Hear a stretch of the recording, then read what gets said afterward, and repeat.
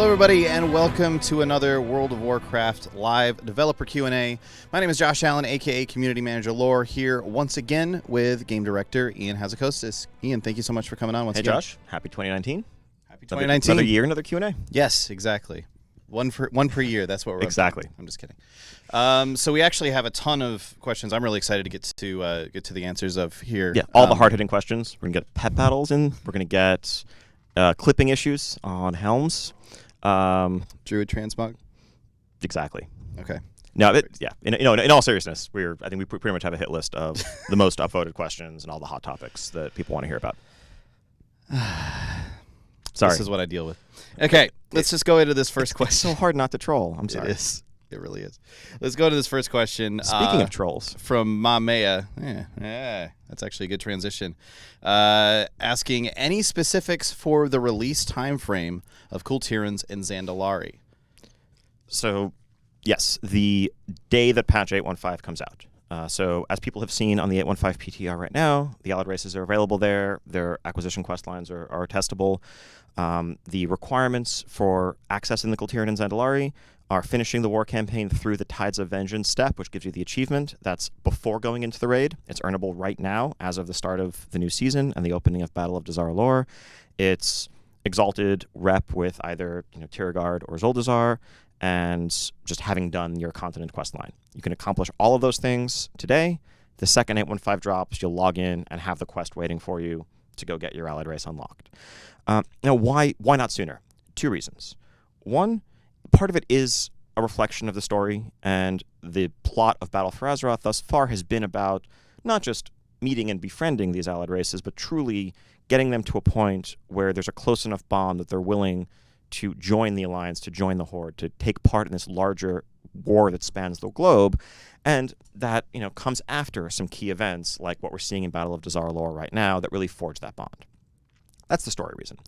The practical reason, now, so folks may remember back at BlizzCon about a year and a few months ago, when we announced allied races for the first time, we announced Zandalari and Dark Iron Dwarves. The actual original intent was to have Zandalari and Dark Iron as the two allied races at launch in Battle for Azeroth. Notably missing from that is Kul Tiran. That's because we didn't actually know or think that we were going to be able to do Kul Tiran practically. Making a new race is one of the most time-consuming things we can do from an artistic perspective. It actually takes up like a gigantic portion of the entire manpower that we have available for making an expansion. And with the allied races, we wanted to make a bunch of new races rather than just a single one. And yes, people have noticed that most of them are variants on existing races. We get custom animations for them, change some of their anims, change aspects of them, but we're not making it from scratch, which is part of what enables us to actually get the wide range that we have done. Kul Tiran are an exception. The Kul Tiran is actually a completely new model, completely new skeleton, new rig in animating terms. And it's actually every bit as costly from an art perspective as, let's say, the Pandaren was back in Mists of Pandaria. So when we looked at that, we didn't think we were going to be able to do it. We thought, because it's actually literally more time-consuming than all the other allied races combined in terms of our art resources. Wow. And so we were proceeding with, well, it would be really nice to have Kul Tirans in here, but we don't think we can do this. And so that was the plan we had in mind at BlizzCon. As development of Battle for Azeroth went on, we felt increasingly bad about that because it felt like really it's what the story deserved. The whole story was about befriending the Zandalari, befriending the Kul Tirans. Why not have both? We realized that if we stretched, we could get the Kul Tiran done, but that it wasn't going to be able to happen until 8.15. And once we knew we were going to do that, it really made sense to pair the Kul Tiran and the Zandalari. So basically, Horde players who are waiting on Zandalari trolls, you can blame the Alliance, and blame us, because that's really how all this works. But that's the full backstory. That's why we were always hesitant to ever announce something, let alone at BlizzCon, and then walk it back or delay it in any way. But we wanted to do right by both factions, and once we knew we were going to have Kul Tiran in their full glory, we wanted to be able to pair that with Zandalari, because that's really what fits the story and what makes sense there. Okay, cool. And then, Mag'har was always the plan to happen at some point also. It just kind of was flipping them around. Exactly. Right? The original plan had been Mag'har in 8.15, and so we just pulled those back and made them available right at the start, Zandalari in 8.15 instead. Okay, Perfect. One other thing that you mentioned that I just do want to hammer home, because I've seen a ton of questions about it, is that you don't have to do the raid to unlock these allied races. We've used phrases like it requires the Battle of Dazar'alor to be open in the past, which is that's because everything was sort of timed to become available. Yeah, it's basically it's the fourth chapter of the Tides of Vengeance war campaign, which is like what sends you into like what's basically the preparations immediately preceding the raid. Right. That's when the achievement fires. That's all you need to do. Yep. Cool. All right, moving on. Next question comes from Colin the Tank, who says, can you explain the rationale behind Alliance getting the opportunity for eye level 400 gear this week, and likely every week, for engaging in world PvP? So a couple things. First off, we actually genuinely don't think this is going to be every week. I think we've seen a lot of increasing participation from the Alliance and narrowing the gap in participation in war mode since Tides of Vengeance launched. And the quest is only going to be offered when there is a significant disparity. So the goal is for this to eventually stop being offered. That said, a couple of pieces. So why does this exist in the first place? Well, we added the increased bonus rewards for Alliance, or for the outnumbered faction, going up to 30%, to get more of the outnumbered faction to opt into war mode. But we also realized that to some extent we needed to get Horde, some players, to consider turning off war mode. Now, that sounds maybe jarring up front, but what we saw in terms of our data was right when Battle for Azeroth launched, the ratio between Alliance and Horde was actually pretty close to even. It wasn't dead even, but it was actually close and competitive. There were some challenges with the way our shard matchmaking was working that led to Horde outnumbering Alliance in a lot of situations early on. But by the time we fixed those, we'd seen two trends emerging. Alliance, who felt outnumbered, were turning off war mode increasingly. But more and more Horde were turning it on, because now these weren't people who opted into war mode on day one, but once word got out that, hey, there's just a free 10% rewards waiting for you, just turn this on. You had tons of folks who really weren't interested in world PvP at all, and actually maybe very averse to world PvP, who were just in the habit of having war mode on because, well, why not? It's 10% free rewards. By incentivizing Alliance not just to go do their world quests in war mode, but to actually hunt the more numerous faction, that actually helps get the balance to a better place on both sides. The goal here is to create a mode that offers fun and engaging world PvP for those who are interested in it, while compensating folks for the inefficiency that comes with getting into world PvP while you're trying to get your world quests done or go to a dungeon or whatnot. Yeah, like the point of the increased rewards isn't just for having checked a box in an interface thing. It's because you're going to have the inefficiencies from having world PvP involved. When we have an environment where there's no world PvP, but you're getting the increased rewards anyway, that's kind of a problem. Exactly. Now, we do think that eye level 400 may actually be a bit too high. So when we first introduced this quest in Tides of Vengeance, it gave heroic raid quality gear, which at the time was eye level 370 heroic Uldir level gear. That made sense 3 months into Uldir, when there was a certain level of overall gear in the player base as a whole at max level, and that really was what was required for it to be exciting as an incentive at all.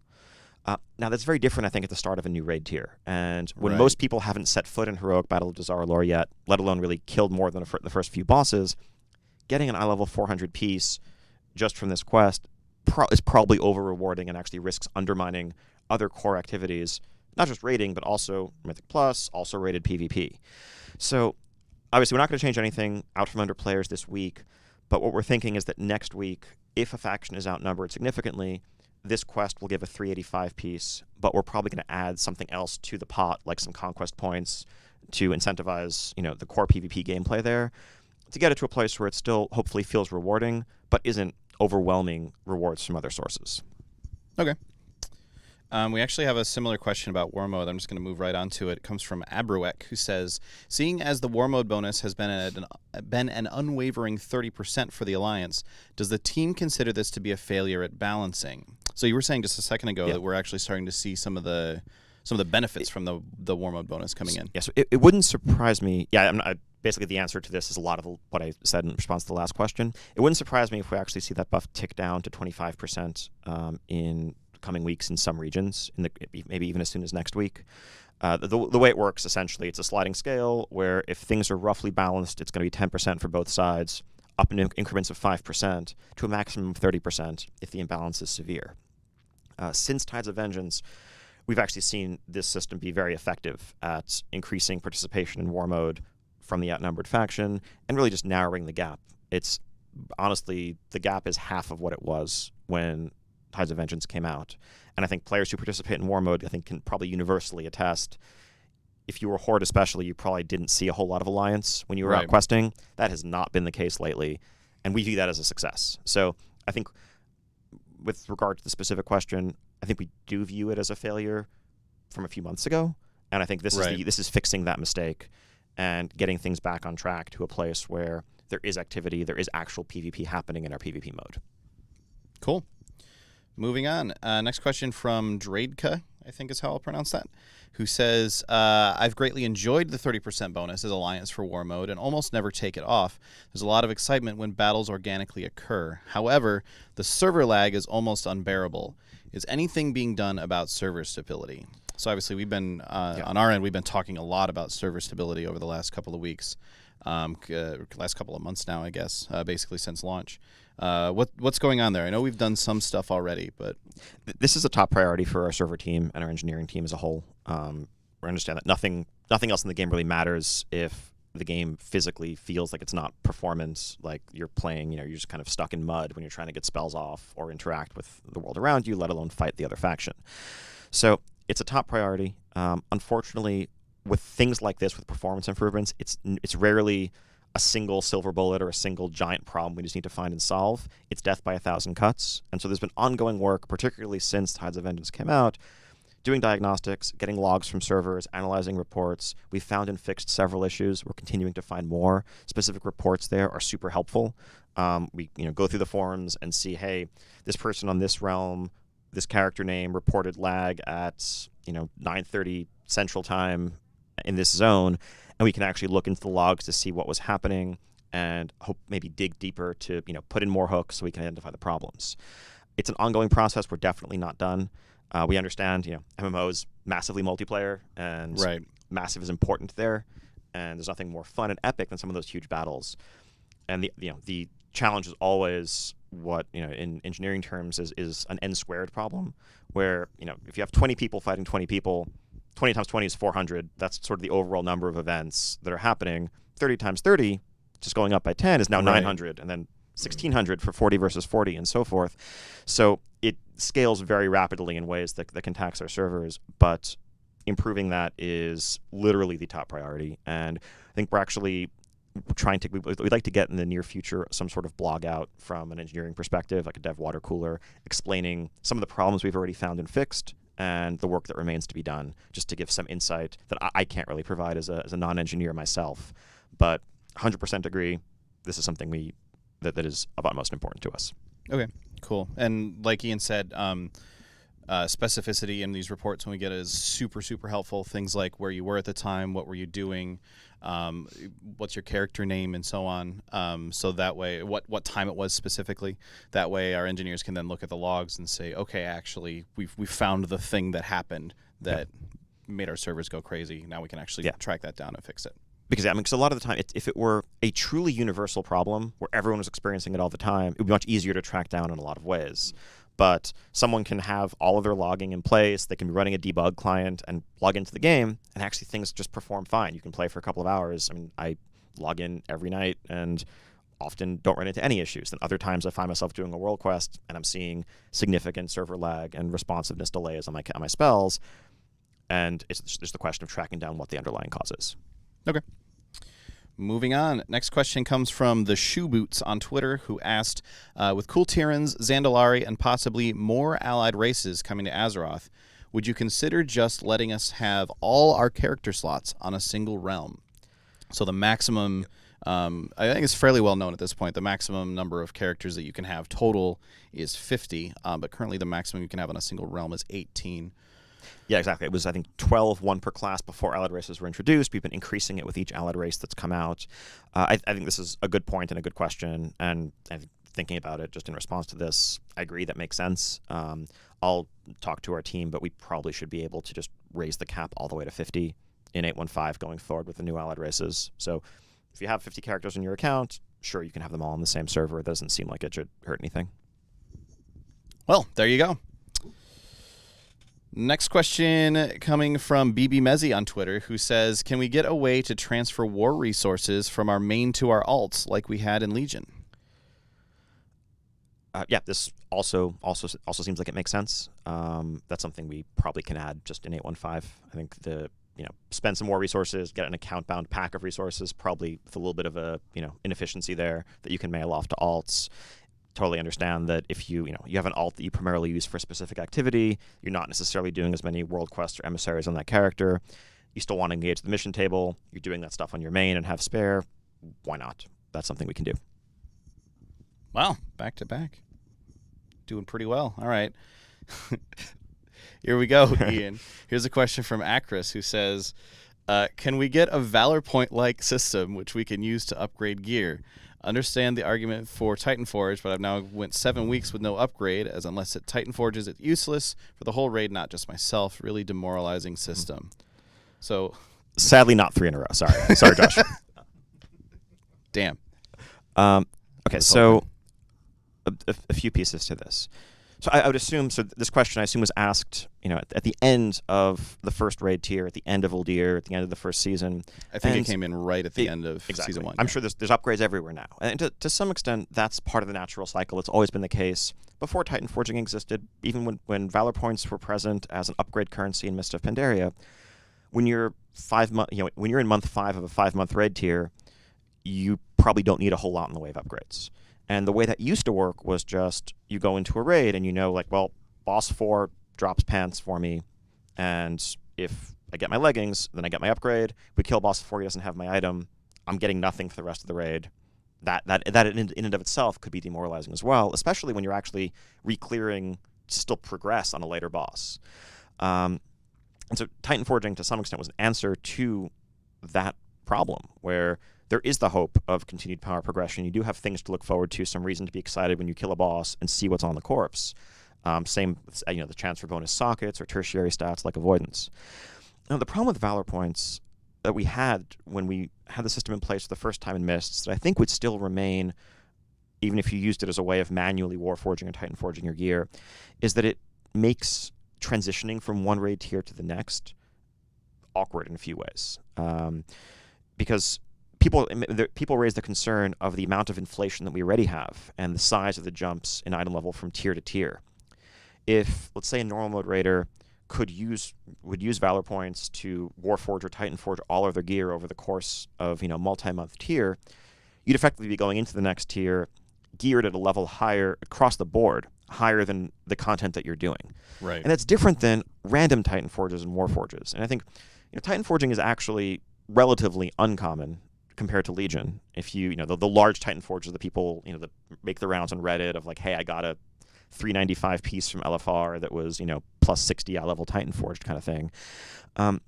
If you have 1 or 2 pieces you got lucky on and you don't replace those pieces in the next tier, okay, that's fine to some extent. Early on, especially, you got lucky. The rest of the tier offers you upgrades. But if you're there's a very typical type of raider or raid group that does normal mode, progresses through normal mode meaningfully over the course of 2-3 months, then begins heroic, gets partway through heroic by the end of the tier, and then new raid comes out, they go into normal again. If that group has Valor Point upgraded gear from the prior tier, 2 options. 1, we have much larger jumps where we have a 45 eye level jump instead of 30 from tier to tier, so that new content gives you rewards, because I think going in and killing a new boss for the first time, that group is a normal mode raid group. They did some heroic at the end, but they're going to go into normal Battle of Dazar lore and struggle to learn those fights. Those are going to be meaningful progression for them. If you go through meaningful progression, kill a boss, and don't get an item that's an upgrade, that feels pretty bad. Alternately, we'd have to either have large jumps, or we accept what we did at Times and Mists, where you'd get an item, and then just keep it in your bags for a while until you could Valor Point upgrade it enough to replace the current gear that you're wearing. That also feels bad. Right. So, long story short, that's part of the history.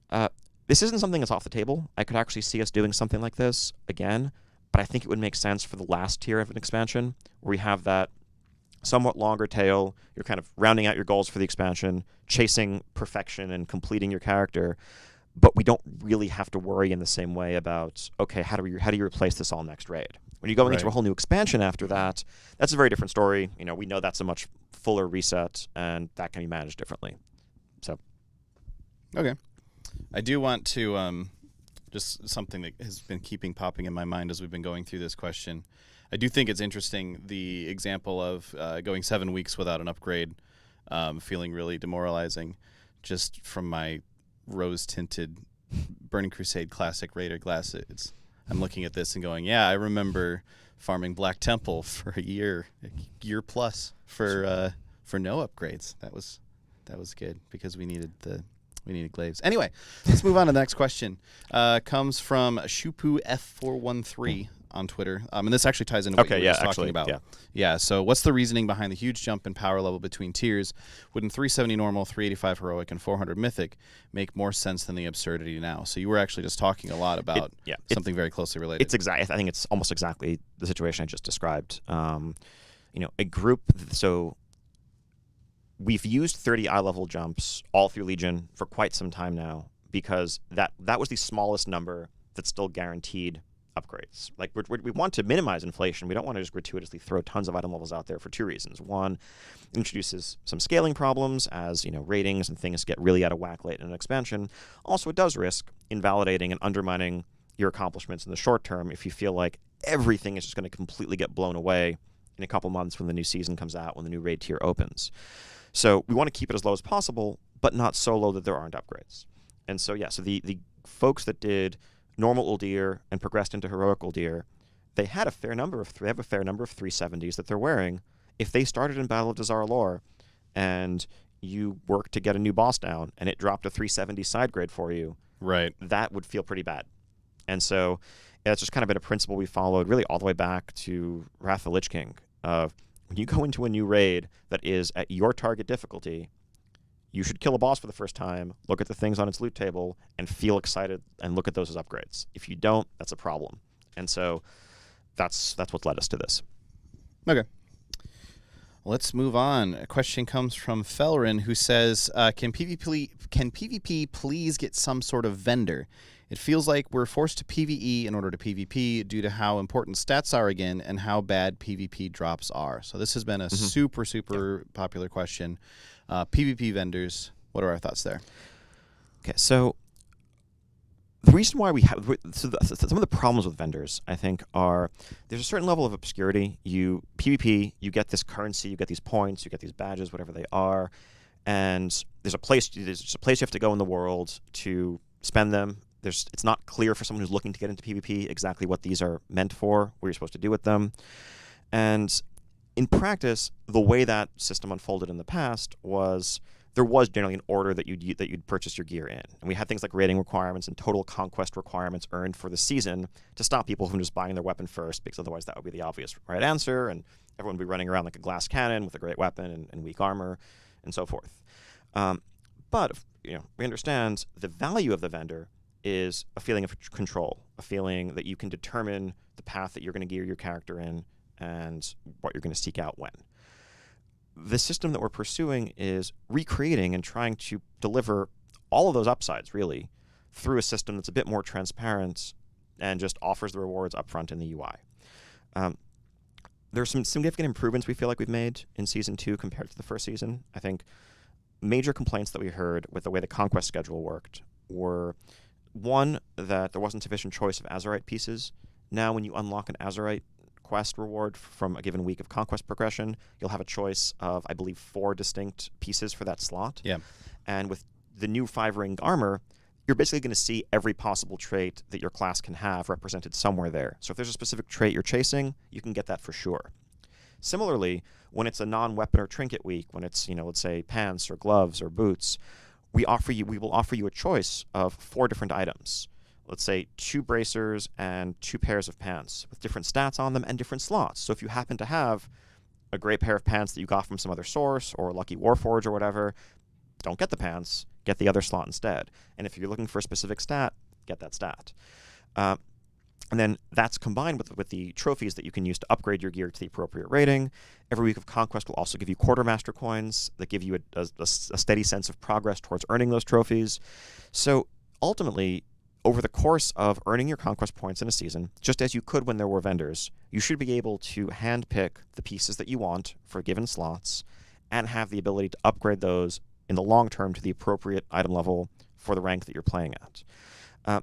And so ultimately, is that better than a vendor? It's different than a vendor, right? There's certainly more control if there's just everything that's out there on a vendor and you can go buy it. One difference between the way PvP gear works now and the way it did back in the day is that now it's actually competing with the rest of our reward systems. When we had PvP vendors, we had stats like resilience and PvP power on that armor, which made it irrelevant and clearly not the correct choice for a raider to use or for someone who's trying to do other types of content. Whereas now, it's all a single unified system. We think there's upsides there. It reduces the barriers to entry to PvP. If you want to get into PvP for the first time, you can take the gear that you've used from other parts of the game and just jump in and have fun as you learn the ropes. But one of the downsides to it is we do need to take the rest of the game into account in a fuller sense as we're designing the reward systems, because there isn't a raid vendor where you can just go buy all your raid loot. And we're trying to balance the desirability and attractiveness of those systems on the spectrum of rate of loot attainability and control. The PvP system actually probably offers by far the most control over getting the exact rewards that you want when you compare it to other endgame activities like Mythic Plus or endgame rating. Okay.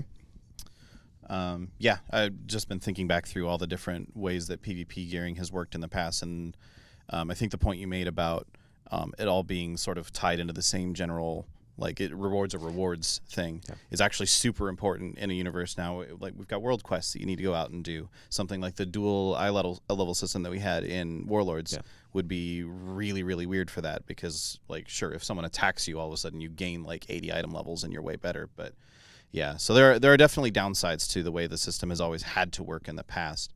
Hopefully we can get things to a point where everyone feels satisfied. Yeah, and that's the goal. And I think, and if the question mentioned stats, if there are stats that are such outliers, especially in PvP, like if you feel like mastery is so incredibly dominant that any piece that doesn't have mastery is useless to you, and some of the conquest schedule rewards don't have mastery on them, that's a problem we can attack from two different angles. One, by looking at the rewards themselves, but on the other hand, regardless of the context, whether it's raiding or whether it's arena, there shouldn't be such large disparities in our stats where some stats are effectively dead and some are mandatory. And so that's a problem we can attack from the class balance angle as well. Yeah, I guess a good question to pose in terms of feedback would be, what choices do you feel you don't have in the current system? Exactly that. So cool. That would be great to see. Moving on, question from Narillin on Twitter, who said, when are Mythic Plus seasons going to give rewards other than a hidden achievement? Pandaria and Warlords had some nice challenge mode rewards. BFA has nothing cool like that. So looking, obviously, Mythic Plus gives rewards that are item level focused and upgrades. Tons of great gear, right? So I think challenge mode in Mists and Warlords was exclusively a cosmetic system. You got nothing. You got no real items from it. I think this is a great question. This is something that we should talk about. I think when we first introduced the Mythic Plus system in Legion, it wasn't clear. It was an experiment for Legion. At this point, we feel it was a very successful experiment, and it's increasingly being enshrined as a new pillar of our endgame alongside raiding and rated PvP. And in that sense, I think it makes sense to have some sort of, whether it's cosmetic rewards, titles, things that come out of it. Nothing specific to announce right now, but that's definitely a direction we should explore. Okay.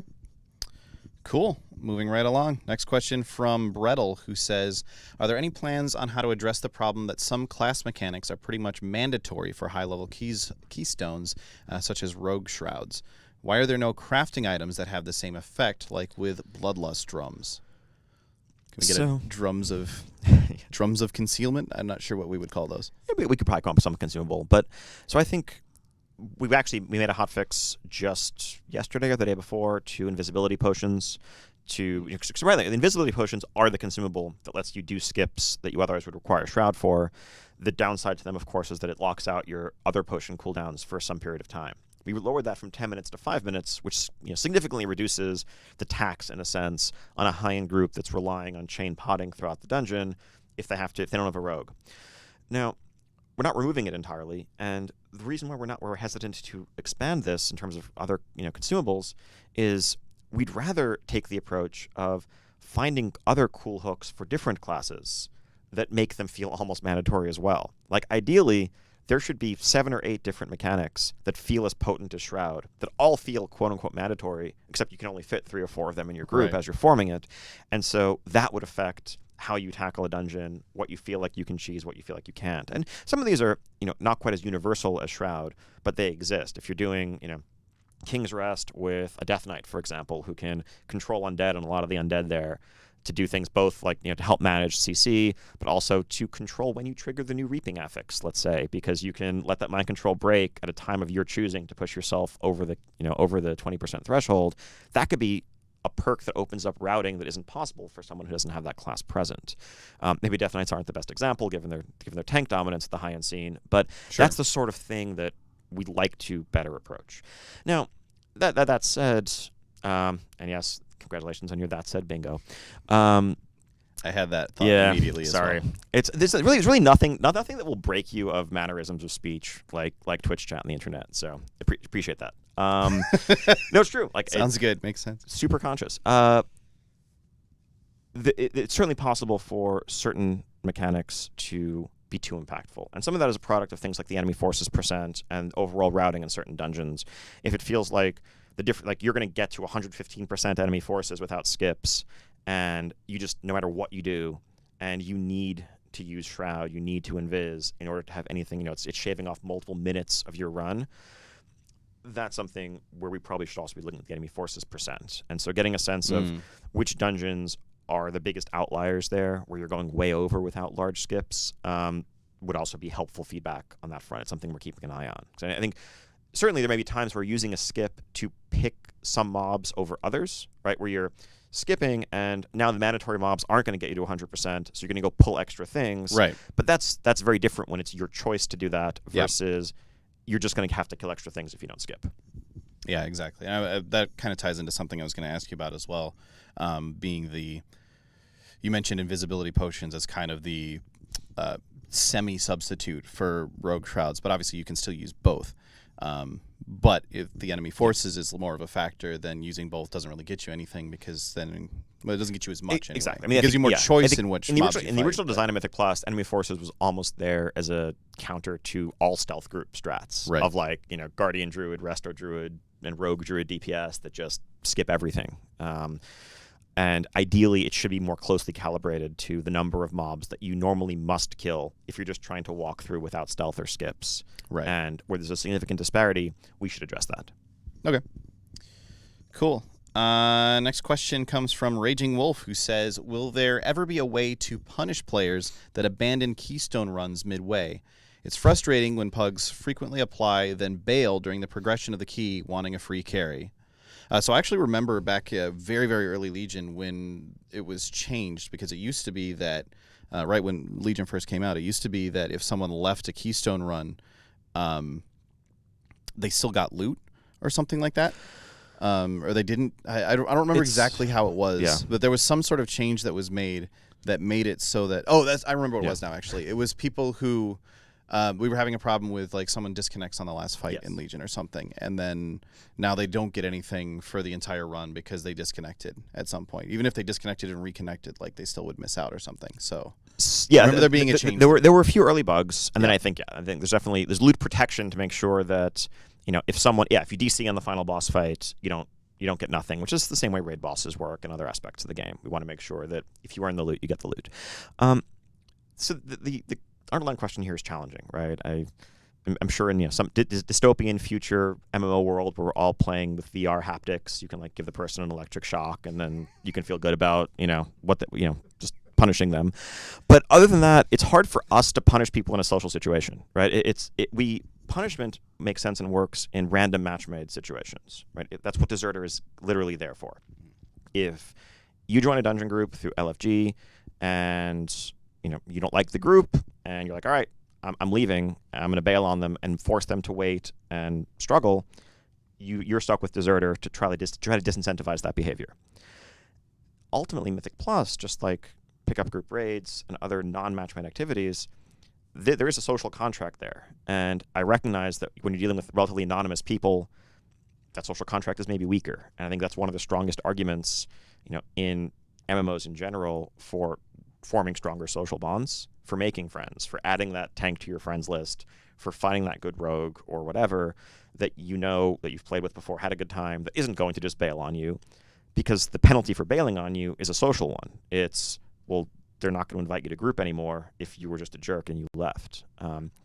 And us trying to objectively come up with a system here would likely run into other problems. Because sometimes, sometimes there are runs that actually should be abandoned. If folks are in over their head and a group is trying to do, a high keystone that someone is very determined that they want to get done, but the group clearly isn't handling the mechanics and has wiped multiple times very early on in the dungeon, it's totally reasonable for someone to look at this and say, hey, I don't have 2 hours. Like, literally, I have to go do something. I don't have 2 hours to sit here and play through this whole dungeon and wipe 30 times. I'm going to leave. And it's hard to imagine us finding an objective way to punish that person for making that decision that doesn't also open tons of loopholes. And so, I think that's just where things stand when you have manually formed groups, and that's the social aspect of dungeons and raids when it comes to that. Yeah, I've seen a bunch of people suggesting an idea of like a quote-unquote karma system, and there's even been, I think, a couple of add-ons and websites that have tried to do something like that, but they end up being very, very... They end up having a lot of the same problems that we've seen in the past with things like gear score, or even nowadays with IO scores, where people say, okay, your score isn't high enough, so therefore you can't come, which then in turn means that you don't get invited, and you can never fix it. That's something that we talk about a lot that we'd like to explore, though. I think there's, in other, you see what Overwatch and other games do, the ability to just kind of give a thumbs up or a like or an upvote at the end of a run. It's, like you said, all the it's easier said than done. There's something appealing about a way of being able to look at a player that you've never played with and know, okay, a lot of other people have highly recommended this person, right? It's the same way when you call an Uber or Lyft, you can see their star rating because tons of other drivers or other passengers thought this driver was good. It gives you an added sense of trust. Doing that in a way that's not going to be manipulated and not going to lead to negative social outcomes, that's the challenge. But that's something we talk about a lot that we'd love to get done one day. Cool. All right, let's move on. Question here from Wasselin, who says, the transmog in BFA leaves a lot to be desired. When are you bringing back class-specific sets? One set for each armor type is not enough. So I think, obviously, this is taste is subjective when it comes to this. We're taking a break from the traditional class sets in BFA. That's not necessarily a permanent break. It's quite possible we'll go back to doing class sets in the future. I think we're doing it for a few reasons. It's not actually for because Azeroth armor is replacing it. That could have worked with traditional class set art without a problem. It's actually a more conscious decision to add more variety. The key thing is we don't just have one class-specific set. So at times in the past in WoW, we would make 12 sets, one for each class, or however many classes we had at the time. Right. There'd be a variant, perhaps a color variant a lot of the time for PvP. And then maybe more recently, the Mythic version would have some extra visual effects and geometry attached to it. But almost all of the gear from all of these sources shared the same look. And that actually led to a certain monotony there. Similar, and also we were going down the road of having our artists take their 21st or 22nd or 23rd crack at what is the priest fantasy, what is the mage fantasy, which also often came at the expense of feeling connected to the place where that gear came from. So one of the reasons why we tried in the past doing armor that felt themed to a certain place, but how do you make the mage set that comes from a demon raid that doesn't feel like a warlock set? Because if it's if it feels all arcane and fire and frost, then that's not demonic or fel. And if it feels fel, then it's a fel caster set that looks warlock. So instead, we have a variety of different sets. Right? If you look at the PvP armor, if you look at what comes from Warfronts, if you look at what comes from Uldir versus Battle of Dazar lore, those are all meaningfully distinct sets that feel like they're connected to where they came from and actually are offering a wider variety of transmog options. And if you recall back in Legion, Emerald Nightmare gear, those were recolors of Nighthold gear. There weren't two separate gear sets and looks for Emerald Nightmare versus Nighthold, whereas Uldir and Battle of Dazar lore have completely different art. And so that's what we're trying to chase down. We're actually trying to offer more variety in transmog options. Rather than the 20-second take on what a cool Warlock set might be, let's give you a cool cloth voodoo-themed set and one that's more Titan-themed and one that's deeply themed after your faction and one that is, Naga, coral-encrusted, jeweled, coming from Rise of Ashara next tier. There are more directions we can explore there.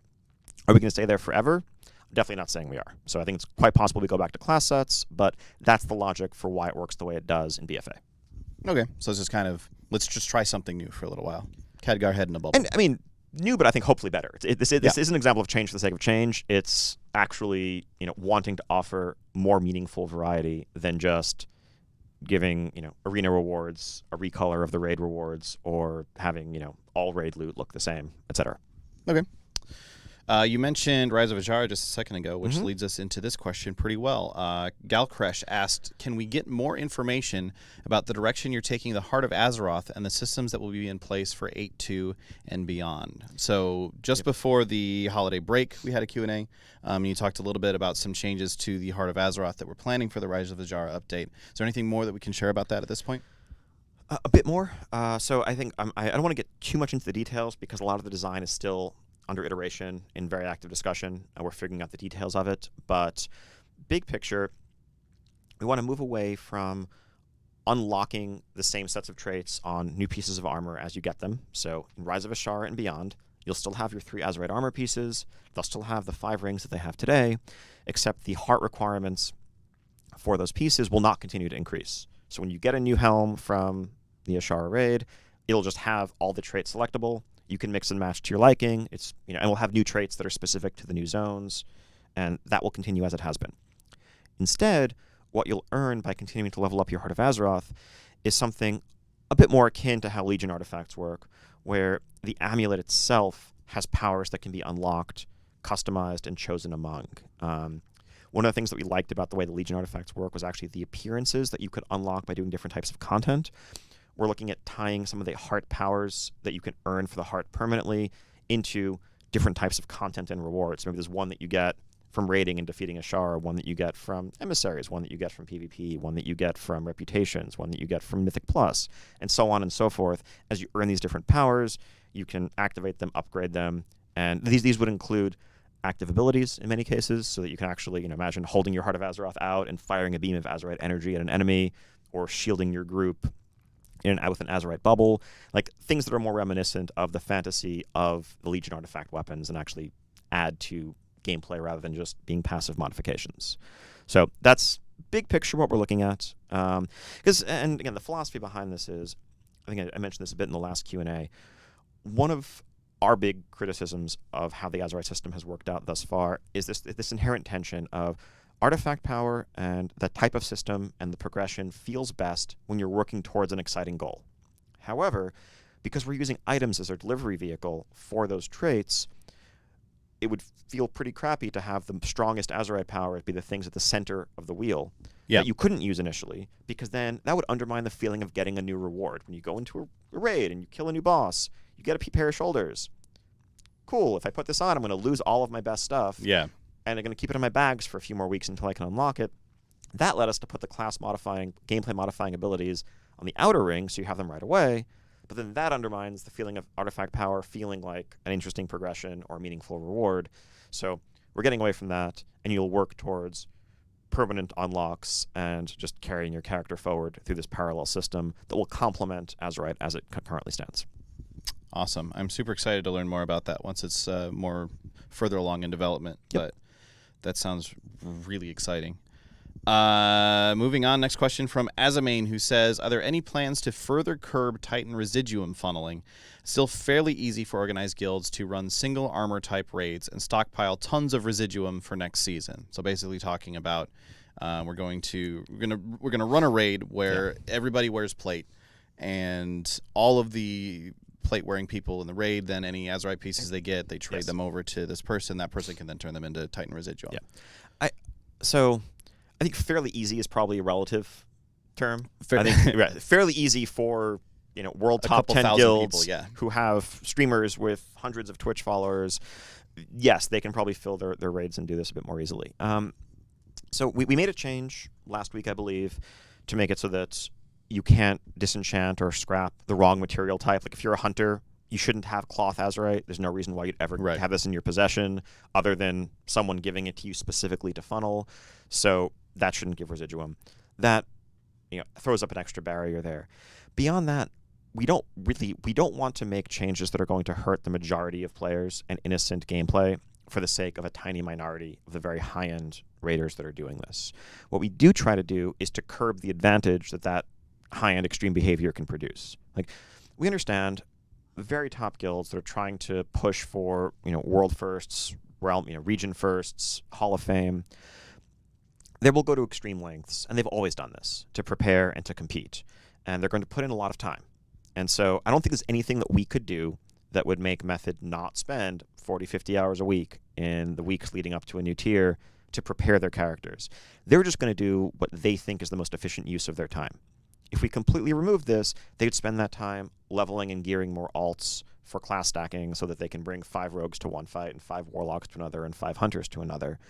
And that would still seem like an advantage over other guilds. Maybe not something that they consider necessarily fun, but it's in pursuit of a competitive goal that they do consider fun and worthwhile to pursue. What we've tried to do, though, is to reduce the gap in power between people who do those extreme behaviors and the more mainstream groups that are just playing the game, gearing up, focusing on their mains, and doing things more naturally. Yeah. And all of this, and I think that's what the residuum inflation from tier to tier actually helps do. We basically went up 10x in terms of the costs from season 1 to season 2 and the rewards. So when people open their weekly Mythic chest next Wednesday if you're in Europe, Thursday if you're in Asia, you'll get, if you did a 10 or higher, you're going to see 625, 650 or more residuum. That would have been multiple weeks worth of residuum in season 1. And so if all of this funneling really just adds up to a 1 or 2 week head start in the season, which gives you 1 extra piece of gear, yes, that's an advantage. That's an advantage that's very quickly going to fade away and actually pales in comparison to what traditional split rating was doing for guilds in past tiers. Oh, yeah. Where you'd literally be able to funnel, 5 or 6 all weeks of worth of heroic raid loot into one player, and that advantage would take months in some cases for regular guilds to overcome. So, anyway, TLDR, nothing further planned. This is something that's only being done by a tiny sliver of the player base, and we don't want to hurt average players just to curb this behavior when top guilds are just going to find some other outlet if we do. Okay. Let's move on then. Next question comes from Jito, who says, what do you consider the biggest design challenges that WoW is facing in the long term from a development point of view? So got a very, very top-level view sort of question here. I could talk for a really long time about this. To be fair, I can talk for a really long time about anything. But anyway. I'm glad you said it. Yeah, you're all thinking it. So it's a lot of dichotomies, a lot of just contradictions and tensions between opposing considerations. It's resolving short-term versus long-term, resolving casual versus hardcore, resolving, elegance and accessibility versus depth and complexity. I think WoW's a game that has so many different audiences and then subdivisions within those audiences. There's a ton of different play styles. Like, I think you could take a dozen people who all play WoW a lot and love WoW and sit them around a table and have them talk to each other about their experiences, and it would almost seem like they were each describing a different game, right? Whether you are somebody who is an altaholic versus a collector versus someone who just loves queuing up for BGs and pew-pewing on your hunter versus someone who doesn't see any point to the game other than pushing for Gladiator every season and everything else is in service of that goal versus the Raider versus and so on and so on and so forth. I think part of the magic of WoW is that it's a tapestry that combines all of these playstyles and all these groups. I think the game is richer for having all of them in it than it would be if we just picked one audience to cater to. It would be much easier to pick one audience to cater to. Yeah, totally. And we could solve a lot of their problems. And if we're, if a lot of the time when players express frustration or disappointment at decisions we're making, and they're like, "Why? This just seems so simple. Why don't you change the game in this way? It'll make us happy." It's not that we don't want to make you happy. It's that there's 10 other groups that have different competing concerns that would be hurt by that. And so play styles are one factor. Touching on questions that we've talked about earlier on in this Q&A, things like catch-up, things like inflation from tier to tier. This is something that's been a problem in WoW for a long, long time. Yes, back in 2005, we didn't have these robust catch-up mechanisms, and I remember leading a raid guild in Burning Crusade and having one of our top raiders from Classic come back when we were pretty deep into Black Temple who wanted to get into raiding, And it was like, all right, time to start. Like, we run Serpent Shrine and Tempest Keep for this guy again, Yep. and get them geared up. And like, yes, on the one hand, that made that gear feel more meaningful. On the other hand, it was this huge barrier to returning players and accessibility. And how would people feel? Yes, we worry about undermining your current accomplishments, but when Rise of Ashara comes out and someone is like, all right, I haven't played BFA in a few months, but I can't wait to go check this new thing out that's awesome, or I want to go rejoin my guild and play with them, if they actually have to play for 2 or 3 months doing old content that feels irrelevant to the current player base because, it's yesterday's news just to get caught up, maybe that person doesn't have a good time at all. Maybe that person feels like they can't rejoin your guild. All of those things are conflicting challenges. And there's countless more examples. I think those are the biggest design challenges facing WoW in the long term, because a lot of them are unique to WoW. There isn't an analogous game that we can look to. It's like, all right, this is how they've managed 15 years of history and continuing to keep things elegant and accessible while also satisfying those who've been playing it for 15 years and want something new and exciting and additional depth. We certainly don't do a perfect job. I will never for a second admit that we are, but that's what we grapple with. They're fun questions, but they're hard questions. And we've been doing a lot of thinking and internal discussion about that going forward. I think there have been a lot of good points raised in the community. It's very easy for us to err in going too far in one direction versus the other, whether that's, accessibility, whether it's gear catch-up, whether it's the importance of gear and the investment you have in the items that you're wearing, or whatever else. I think on class design, for example, I think for a while we had it as, for many years actually, I think we had it as a sort of an internal, just almost a truism that we had agreed upon as a design team, that our classes they didn't need more added to them, that if we added anything, we needed to remove something. And this is a Blizzard philosophy that you've seen in a lot of other places. Like when StarCraft made their expansions, when even like StarCraft 1 or StarCraft 2, they didn't just strictly add a whole bunch of new units. The design team took the approach of, okay, for everything we add, we're going to remove something because we're trying to manage the overall scope and complexity and accessibility of this system.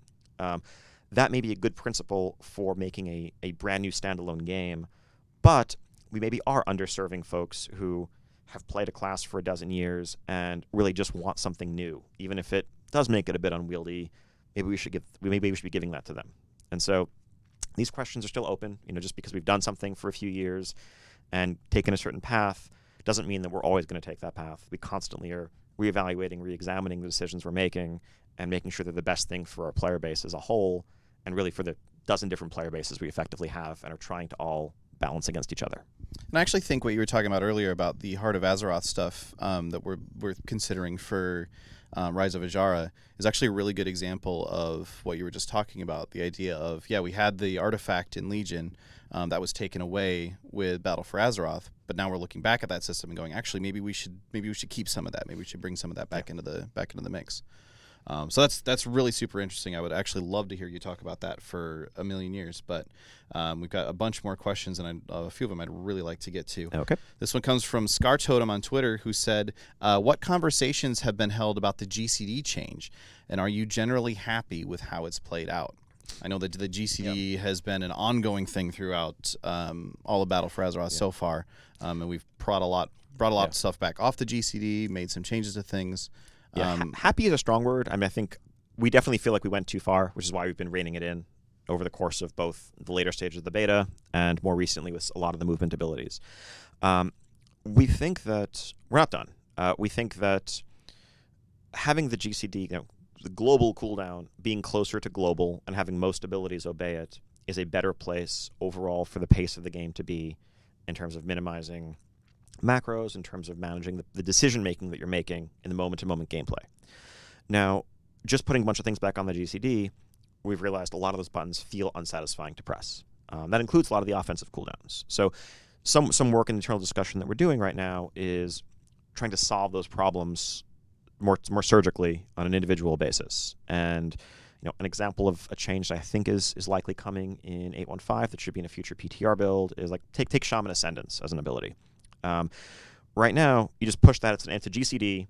You transform. That's kind of cool, but you're basically doing nothing. It's purely a modal shift. And especially as a healer, you may feel like you're actually now behind on the emergency situation you were trying to respond to in a way that can be frustrating.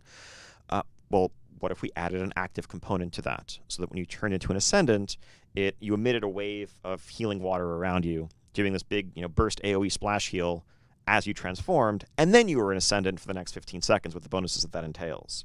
Like, what if we start to take that approach and apply it to more other abilities? That sort of thing can make those buttons, while on the GCD, feel more satisfying to press while on the GCD. Because I think the answer to this button feels bad to press isn't, I don't think, okay, just take it off the GCD so you can just press it and you don't even feel pressing it. You're just almost combining it with another action. It's, let's look at why it doesn't feel satisfying to press and fix that. Okay. Yeah. Sorry, I've been thinking about a lot of what you were saying just there as we've been going through this, and actually looking through a couple of the questions we've got coming up. We actually have a few things about class questions. I'm just going to actually move on to this next one because I think it's really interesting, and maybe part of the general philosophy here comes from, it's actually another one from Wasselin, who said, as a healer main, I find myself feeling forced into a DPS spec more and more, even in group content such as Islands and Warfronts. Are you trying to get away from the Holy Trinity design, and can healers get higher DPS in PvE? So I think we are the Holy Trinity design, referring to the tank, healer, DPS, core dungeon gameplay that goes all the way back to EverQuest and beyond. We're not trying to get away from it broadly. I think we're definitely trying to experiment with different types of gameplay. Outdoor world gameplay traditionally has never really gravitated around this, and scenarios, islands don't. Our goal is to have there be advantages to being able to play your role in each of these situations. If you are a healer on an island, that should mean that your group mates can pull much more aggressively, and that you have some advantages when you're matching up against the enemy AI, because you can be a bit more reckless, you have much more sustainability, you should feel like you're contributing in that role. Now, is a 3-healer group going to do great on an island? Probably not, but that's also relatively unlikely. If you feel like being a healer in Warfronts is irrelevant, then that probably speaks more to the amount of damage that's going out in Warfronts and just the level of challenge that's being posed. Yes, if no one's health bar is moving down, then it doesn't make sense to be a healer. Healer DPS, I think it's much higher than it used to be years and years past. I think there's a point where once you cross a threshold compared to a regular damage dealer, especially because healer DPS rotations are very simple. Like, damage dealing rotations often involve multiple abilities reacting to procs, and you have to play them perfectly. Healer DPS rotations are usually just a couple of buttons because primarily you're a healer. So if the very low skill ceiling healer rotation is actually 80% of someone who's a mediocre DPS player, right? Now that actually undermines the role of DPS in the game, because the healer is also has all this awesome sustainability and utility, and so there's a certain line we're not happy to cross. Personally, I do most of my world quests as a healer, and it's a little bit slower than being DPS, but with War Mode on, there's also a lot of value in feeling like I have much more sustainability if I run into a solo PvP encounter. So there's a balance there. I think some specs maybe could use some more help, but if we push the line too far, you end up with where Disc Priests were at the start of the expansion, where it felt like they were just unkillable gods, and Shadow Priests were switching to Disc even if they didn't normally heal, just because that felt like the right way to DPS. Isn't that the discipline class fantasy, though, being an unkillable god? Isn't that kind of... Sure. That's everyone's class fantasy, really. True, yeah. All right.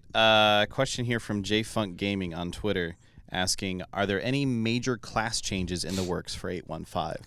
We've talked about a couple of, what we would call more minor changes, like the Ascendance sort of thing you were talking about. Are we planning any, huge, massive things for 815? No major overhauls, no. Focused, looking at talent balance, looking at specific abilities that could use some love, that sort of thing.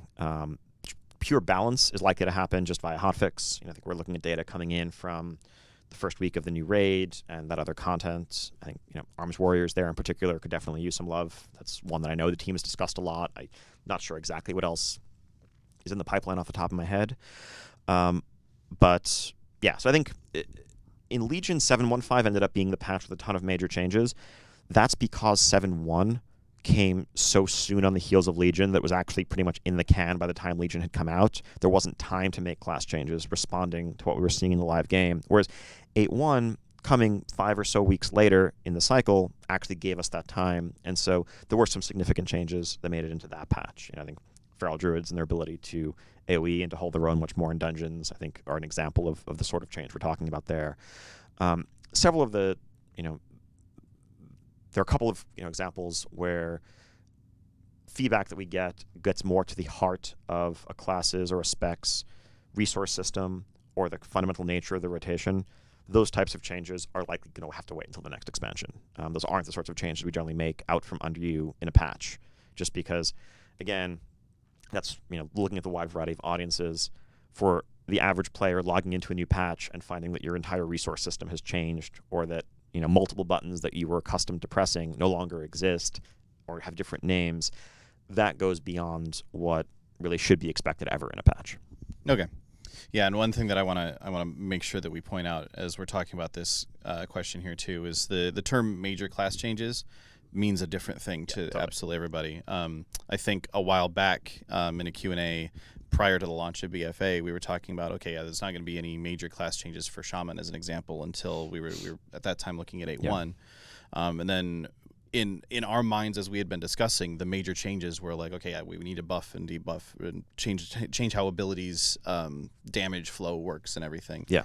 Which we ended up doing a bunch of, but it's clear from what we said at the time that a lot of Shaman players were expecting a complete overhaul of their spec in that patch, and so that was a bit of a miscommunication there. So that's just why I wanted to make that point here. Yeah, and I would say, and it happens the other way around too sometimes, where we say, no major class changes planned for 8.1.5, and then something like the Ascendance change you were just talking about goes in, and then people go, "What, you said there were no major changes? This is huge."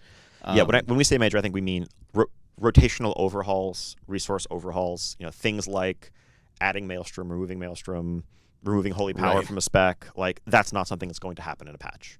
Right. That it's both because of the magnitude of the change in terms of player expectation, but also the amount of time to test those changes and get feedback on them exceeds what any patch PTR cycle would ever give us. That's more the kind of thing for an expansion beta. Right. So not going to completely change your spec to feel like something different entirely, but there is still some balance stuff, and the balance has been ongoing through hotfixes as well. Yep. All right. I think we have pretty much run out of time, so that's going to wrap it up for today. Thank you so much, Ian, for coming on here and answering these questions. Pleasure as always. It's been fantastic, and hopefully we've gotten some really good information out there for you guys as well. We do have more Q&As obviously being planned at this point in time. Yep. Trying to keep that content coming as quickly as possible, so keep an eye out for more announcements in the very near future on what's going to be happening. We're also going to be looking into doing more of the sort of like dev chat style things like what we did with Taryn and Steve a couple of weeks ago.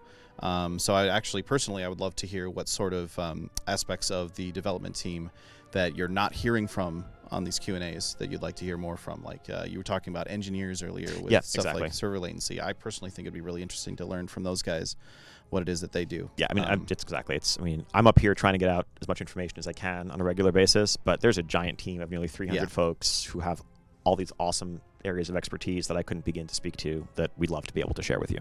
Awesome. So yeah, let me know what sort of topics you'd like to see covered there. Let us know. In the meantime, thanks again, everybody, for hanging out. Looking forward to the world first race next week in Mythic. That's going to be a fun time in Ballad of Zarlor. We'll see who takes home the crown. I'm pretty sure you just finished someone's bingo, actually. Pretty sure you just finished someone's bingo. There you go. Thanks for hanging out, everybody. Purely coincidental. I had no idea there was even a bingo. Okay. Yeah, sure. Later, guys. See ya.